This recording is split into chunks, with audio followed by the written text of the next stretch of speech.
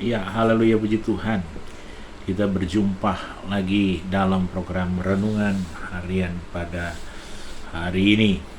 Dan biarlah hati kita dan pikiran kita, kerinduan kita hanya kepada Allah saja.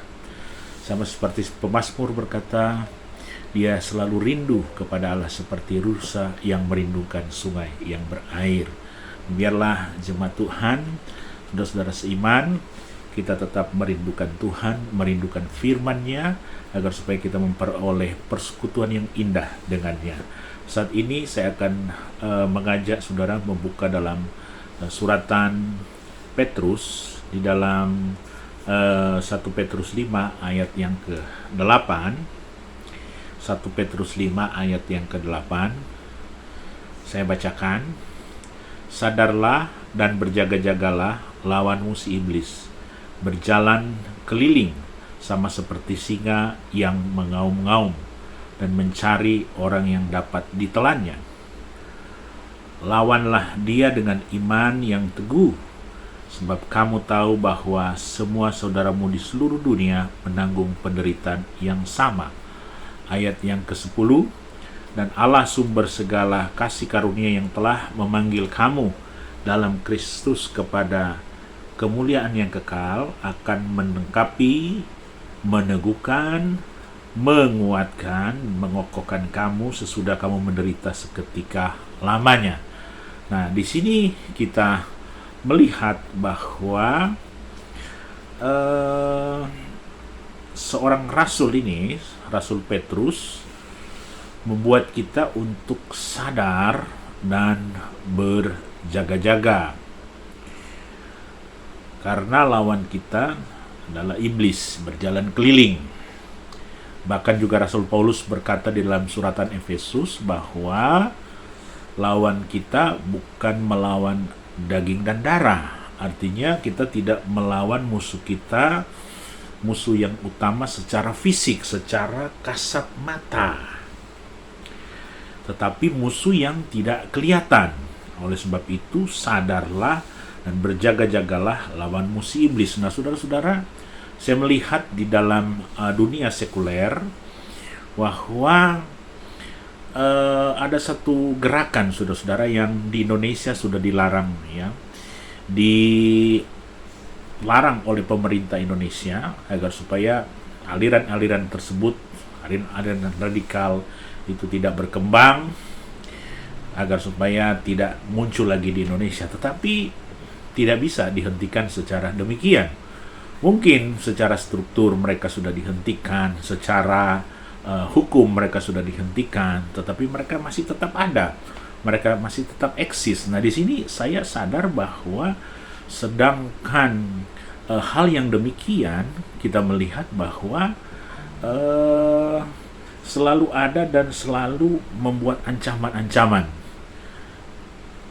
Oleh sebab itu, saya juga menyadari bahwa kalau demikian, apalagi dengan kuasa iblis, apalagi dengan roh-roh jahat, apalagi dengan penguasa-penguasa yang ada di udara, ya, kita tidak pernah bisa menghentikan mereka dengan cara, dengan kekuatan, ataupun dengan menyatakan maka telah kalah telak dan lain sebagainya. Kita harus berjaga-jaga, ya. Sadarlah dan berjaga-jagalah lawan musuh iblis, berjalan keliling sama seperti singa yang mengaum-ngaum dan mencari orang yang dapat ditelannya. Jadi dia begitu waspada, begitu siap, saudara-saudara.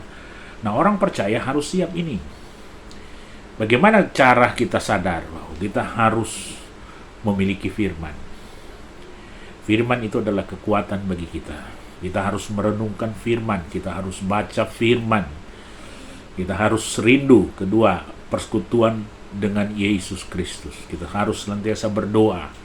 Kita senantiasa harus mencari wajahnya. Kita harus senantiasa mencari hadiratnya.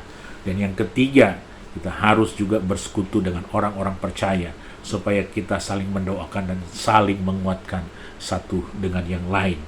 Nah, ayat yang ke-9, lawanlah dia dengan iman yang teguh. Jadi tidak pasif, saudara-saudara, tetapi harus kita lawan ya, segala tipu muslihatnya, setiap godaan kita katakan tidak, nah itu kita melawan, ya. Setiap ancamannya kita katakan ada firman yang tertulis, ada firman yang tertulis. Kita juga harus berkata bahwa ada kuasa di dalam diri saya, ada kekuatan di dalam diri saya, ya. Kita harus menyatakan bahwa kita ini anak Allah. Kita harus menyatakan bahwa kita ini dibela oleh Tuhan.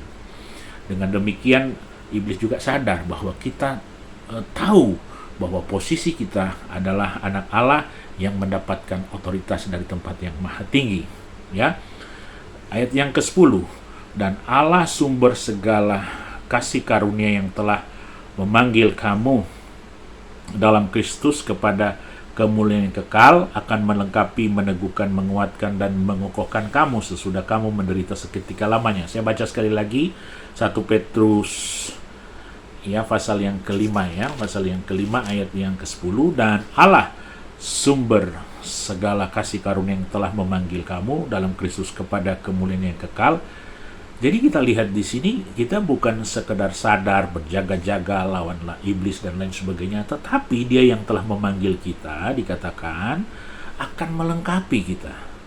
Melengkapi apa yang masih kurang akan dilengkapi, meneguhkan, ya, yang lemah akan dikuatkan, menguatkan, mengokohkan kamu sesudah kamu menderita seketika lamanya. Jadi, saudara-saudara, perhatian firman Tuhan bagi kita, ya, senantiasa ingin kita kuat, kita sadar, kita berjaga-jaga agar supaya kita senantiasa tidak masuk dalam jeratan iblis. Karena tiap hari dia berjalan berkeliling mencari mangsa. Dia ingin supaya orang percaya itu gugur daripada iman. Tetapi Yesus Kristus dan Roh-Nya yang kudus ingin agar supaya kita hidup dalam hidup yang berkemenangan. Puji Tuhan, mari kita berdoa. Terima kasih Tuhan, kami sudah dengar firman-Mu, supaya kami sadar dan berjaga-jaga, supaya kami tetap berdoa, mencari wajah Tuhan, supaya kami tetap memiliki firman, dan supaya kami tetap memiliki persekutuan yang indah dengan Tuhan. Terpuji akan nama-Mu ya Tuhan. Kami tahu Tuhan, iblis ingin supaya kami gugur daripada iman, tetapi Roh-Mu yang kudus, yang senantiasa ada dalam hidup kami, hidup bagi orang percaya, untuk dekat dengan Tuhan, untuk selalu mengalami kemenangan yang gilang gemilang yang daripada-Mu, karena gereja Tuhan di akhir zaman adalah gereja Tuhan yang menang. Terima kasih Tuhan, meteraikan firman-Mu, berkati yang mendengarnya dalam nama Yesus. Haleluya. Amin. Puji Tuhan, sampai berjumpa pada program yang berikut. Tuhan memberkati.